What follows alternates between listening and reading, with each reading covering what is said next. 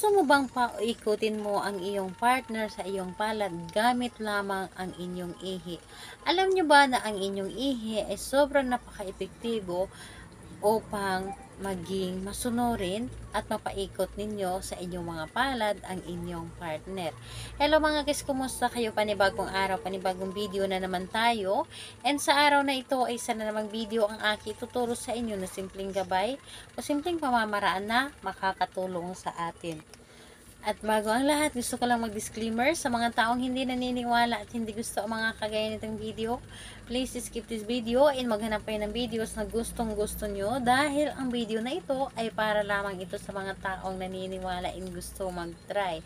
And shoutout muna sa Twin Hour Salon Aesthetic Center sa mga gusto pong magpaganda, magpagwapo, doon na po kayo sa Twin Hour Salon Aesthetic Center at lahat po ng gusto ninyong services ay matatagpuan nyo na po doon and sobrang napakamura and safe and effective po. Sobra ang kanilang mga gamot dahil sa original po ito. And hindi po kayo magsisisi dahil talaga namang napakaganda ng services nila doon. And ayun, kung gusto niyo magka-discount ng malaki, maaari po ninyo akong kontakin or di kaya gamitin ang pangalan ng aking YouTube channel, Sari-Saring Pampaswerte. And ayun, matatagpuan lamang ito ang nag-iisa nilang branch sa General Santos City, sa Kadulasan Street, malapit lamang sa SM City Mall of Jinsan. Ano pa ba ang hinihintay ninyo? Magpagwapo at magpaganda na po kayo sa Twin Hour Salon Aesthetic Center. At ngayon, balik tayo sa ating content or sa ating topic ngayon na kung saan ay kaya ninyong paikutin or paikutin sa inyong palad ang inyong partner gamit lamang ang ihi. Ang ihi po ay sobrang napaka-epektibo, hindi lamang sa ritual kundi pati na rin sa pampaswerte.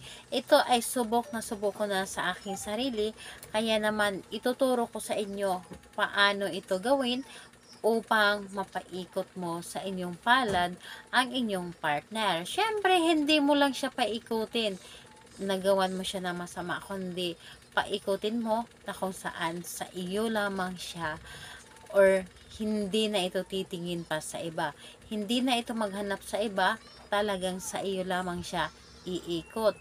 Or hindi na talaga ito magkakagusto pa sa iba. So, yun po ang ibig kong sabihin, hindi yung paikutin o panglokohin o panggawa ng masama at maging abusado na tayo. Hindi po sa ganon. So, kailangan ay good intention lamang tayo at hindi bad intention. Dahil kapag bad intention po ang ating mga ginagawa or ang ating mga kahilingan, hindi po ito gagana at ito po ay may balik pa sa inyo, kaya naman ay mga good intention lamang dapat ang ating gagawin. So, ito ay pwedeng gawin sa parehas ang kasarian, babae ito babae, lalaki ito lalaki. Syempre sa ating babae at lalaki na mag-partner. And kailangan syempre natin dito ng ating gagamitin upang magawa natin ang rituals na ito. So, ang ating kailangan ihanda, kumuha kayo ng bottle. So, kahit anong klaseng bottle ang inyong gamitin, pwedeng plastic. So, pwede pong plastic dito ha, hindi ito katulad sa baso.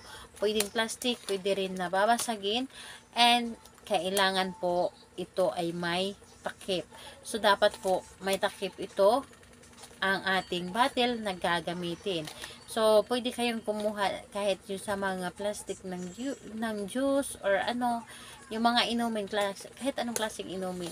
So, basta ito ay may takip lamang. And, kung meron kayong garapon na hindi nyo nagagamitin, mas maganda. Garapon na may takip. Mas maganda na yun na lang po ang inyong gamitin. So, ayun po, kailangan din natin dito ng papel, panulat syempre, and kailangan natin dito ng 3 kutsarang asukal. Pwedeng brown, pwedeng white. So, ayun, again po, yung ating gagamitin, empty bottle, kahit anong klaseng bottle, basta may takip. kailangan natin ng 3 kutsarang asukal, kailangan natin ng maliit na papel, kailangan natin ng panulat, syempre yung ihi mo. So yun po ang ating kailangan dito. So ngayon kapag ready na, i-ready mo rin ang inyong sarili sa paggawa nito. Kailangan buo ang inyong loob sa paggawa, kailangan lubos ang inyong paniniwala. And hindi kayo nagdududa sa inyong dapat gawin. So, ayun, ang una nating gawin, pagkagising mo sa umaga, kapag ikaw ay naiihi na, dapat po ay first ihi mo sa umaga. Halimbawa ay nagising ka ng madaling araw, alas 3, alas 4, or alas 5. So, kunin mo ang inyong ihi sa umaga. First po na ihi. Kailangan unang-unang ihi mo sa madaling araw kapag kayo ay nagising. So, again po, pwedeng alas 3 or alas 4. Kadalasan, yun yung oras na laging naiihi yung tao. Nagigising po. So, basta madaling araw po. Madaling araw ng Biyernes or madaling araw ng Miyerkules. Unang ihi po sa pagkagising mo sa madaling araw. So, kuhanin mo yung ihi mo at ilagay po sa empty bottle. Ilagay mo po doon. Kahit hindi naman gaanong karami, basta meron po na mailagay. So, kumuha kayo ng paglagyan at ilipat ninyo dito. So, hindi naman yun dahil sa inyo po yan. So, pagkalagay ninyo dito, magsulat kayo or isulat ninyo dito ang pangalan ng inyong target 3 beses. Pangalan ni target 3 beses dito sa papel at sa likod ng papel na sinulatan ninyo dito sa kabila ng pangalan at apelyido ng 3 beses. Dito sa kabilang side, isulat ninyo dito na iikot ang iyong sarili sa aking palad. So, ganun po ang inyong isulat. Yun yung magic words natin. Iikot ang iyong sarili sa aking palad. At pagkatapos nun, huwag mo nang tupiin at yung papel na ito, ilagay mo sa loob ng bottle na kung saan nandoon na po yung ihi mo na nilagay mo. So, pagkalagay mo nitong papel, ilagay mo din yung gumamit kayo ng kung ano man yung gagamitin ninyo, kailangan na ilagay ninyo yung 3 kutsarang asukal sa loob ng bottle.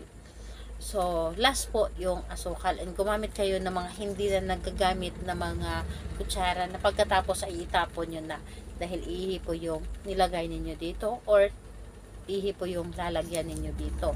So, ayun pagkatapos, takpan ang bottle at isi-shake ninyo ito. Isi-shake ninyo at paulit-ulit na sasambitin yung pangalan at apelyido ng inyong target at sabihin mo na simula ngayon iikot yung sarili mo sa aking palad. So, isi-shake nyo lang ng isi-shake at paulit-ulit mong sasambitin yung pangalan at apelyido ni target at sabihin ninyo ang magic words na simula ngayon, iikot ang iyong sarili sa aking palad. So, wala pong limit kung ilang beses mo siyang sasambitin.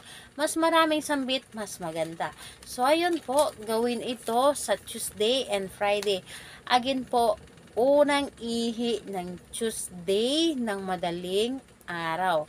So, at unang ihi ng Friday ng madaling araw. Pili lamang kayo kailan ninyo siya gawin. Pwedeng Tuesday, pwedeng Friday. Basta yun lamang po ang araw sa paggawa. Madaling araw po ito pwedeng gawin and dapat ay focus po kayo at walang nakakaalam sa inyong ginawa. So, itong bottle na ito pagkatapos mo, ilagay mo siya sa pinakataas po ng party ng inyong kwarto. So, dapat po ay taas po, wag po sa baba. Taas po dapat, kung maaari, kung may kisame, doon nyo po sa kisame. And hayaan nyo na po doon sa may kisame ang inyong ginawa. Hayaan nyo na po ito. Wag nyo nang tingnan, wag nyo nang buksan. Hayaan nyo po doon sa may kisame. So, ayun. Kung may mga katanungan kayo, huwag mahiya na mag-comment sa baba upang ma-replyan ko kayo. Bye bye everyone. God bless.